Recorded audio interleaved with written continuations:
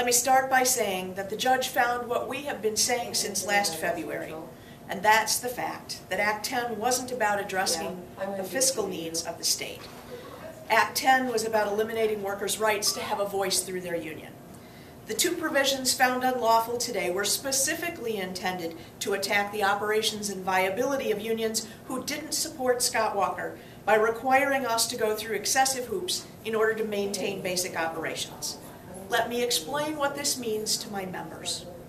It means the union will be able to once again focus on the issues tied most closely with the success of students in our schools, professional issues and safety issues, leaving educators in turn to focus on what they care about the most, educating children.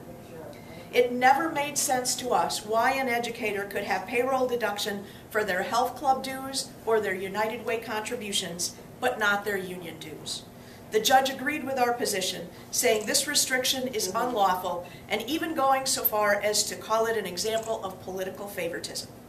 Under today's ruling, if a union member elects to be a part of the union, they can have their dues deducted from their paychecks as they have for the last few decades. Regarding the provision about recertification elections, today's ruling says that it is unlawful to require local unions to file for annual recertification elections.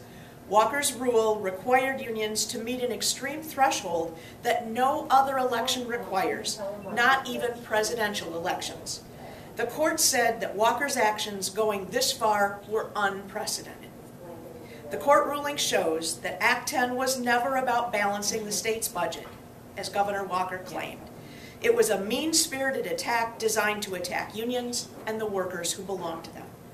But the fact of the matter is that our members still do not have their collective bargaining rights back. The fight will continue until workers' rights to negotiate for fair wages and safe working conditions are fully restored. WEAC is committed to reclaiming Wisconsin by recalling Scott Walker. Today's ruling represents a step forward in that battle to restore the rights of workers, and it shines the light on a political agenda and partisan politics that Scott Walker has brought and rammed through since he took office. Thank you.